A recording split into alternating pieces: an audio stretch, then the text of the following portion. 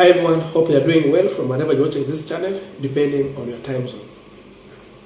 Now, I might not be that audible enough because I'm still coughing, but I believe I will get well soon. So, nikubalia tu jinsi vile ninakuja kwako. Now, the ODM leader Raila Odinga, who also doubles to be the Azimio la Umoja Party leader, is out of the country as we are speaking now. Raila has taken a leave to India, and this is the last update he did before jetting out. Baba has left the country for a week's visit to several nations, starting with India. See you all when I'm back. Meanwhile, can William Ruto and the Kenya Kwanza stop it with the lamentation? That's a question.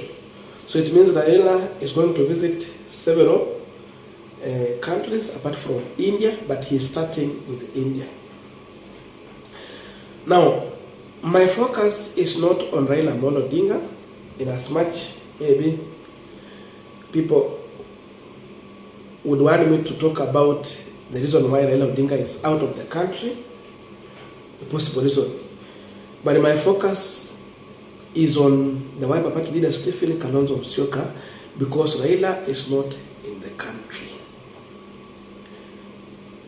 Remember, there have been talks on the street that Raila should take a break, especially Raila Odinga diehard supporters feel that it is the right time for Raila to take a break, and yes, Raila maybe he's finally accepting the wish of his supporters. They think that Raila should allow Ruto to make mistake if he does, or to lead his government properly, better for him also. But then there are also other people who feel that it is now high time for Raila Odinga to support another person ahead of 2027 election. Allow someone else na aseme fulani tosha. That's why I'm talking about Kalonzo Musyoka. And I want to focus on some of the issues that might make Kalonzo Musyoka to fail in 2027 if it's not serious. But if I go deep into that, just a quick request. You might be watching this channel, but you're not subscribed. So my humble request, please consider subscribing so that another time, once we release a video like this one, you will always get notified. Again, to all our subscribers and anyone who don't comment, I must thank you so much for your unconditional support. Again, I'm pleased to give our video a thumbs up so that YouTube can recommend our videos to more viewers. To look at discussion. Now, in my own view, I feel that Kalonzo Musyoka is not serious and is not focusing on 2027 general election. I don't know the reason why. I'm saying this because I have gone through the social media handles of Raila Odinga, and you can see Raila has been updating his social media, and Raila has been at least doing several activities. The last time Raila Odinga updated his social media is 2 days ago, and yesterday, and then 2 days ago he had a post, 4 days ago he had a post, 5 days ago he had a post, 6 days ago Raila posted something, October 2nd he was there, September 25 he was there. So it means Raila is still relating to his supporters. He has something to share with them. But I wanted to go and check on Kalonzo Musyoka. The way Kalonzo is updating his social media account. Kalonzo updated his social media account last time on October 8. The other time he engaged with his supporters was on September 30th. And this is a man who needs an endorsement from Raila Odinga. For example, Raila is out as of now. Where is Kalonzo Musyoka?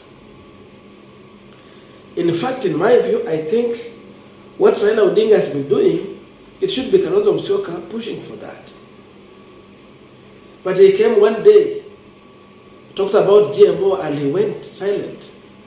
But Raila has been talking every time. So it tells you that Kalonzo is yet to make a decision whether to be on the ballot or not. But even before he makes a decision whether to be on the ballot or not, he should be convincing Raila Odinga and President Uhuru Kenyatta, who is in Azimio, of course, that he is a serious and a potential candidate. Let them get convinced through his activities. And then they will make a decision whether to support him or not.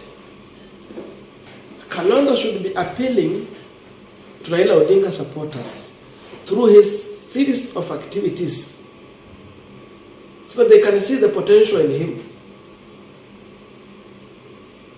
But without doing that, I think it will reach a time when ODM will feel that they again need to have a presidential candidate. Because remember, Wiper Party goes into ODM party like 4 times.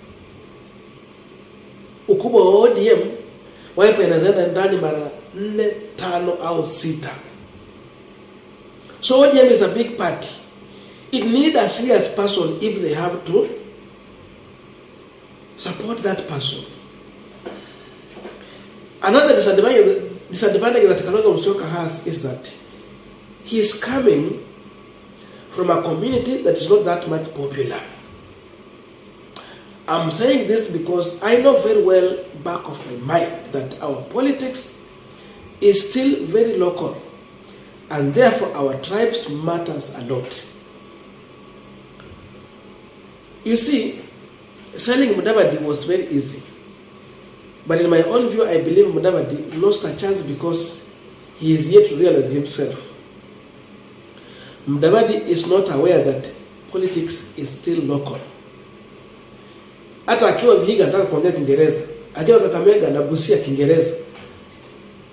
Kwa nini Uhuru akienda Rift Valley, akienda Central anaongea Kikuyu? Why is it that William Ruto akiwa Rift Valley anaongea Kalenjin? Raila akiwa Nyanza anaongea Kijaluo. Kalonzo anaongea Kikamba akiwa Lower Eastern. So Mudavadi is yet to realize that he need to connect with his own people, bring the community together. So his failure can be traced, but he is the person who failed himself because he did not even align himself and appeal to the community before seeking the other support outside. Kalonzo is appealing to his community, but his problem is that the community is not popular. Anakuja na kura milioni 2 tu. Waluya wako na kura milioni 4. I'm not talking about Western only. I talk about Luyas who are in Nairobi, Coast Region, Nakuru, Rift Valley, so in the entire country.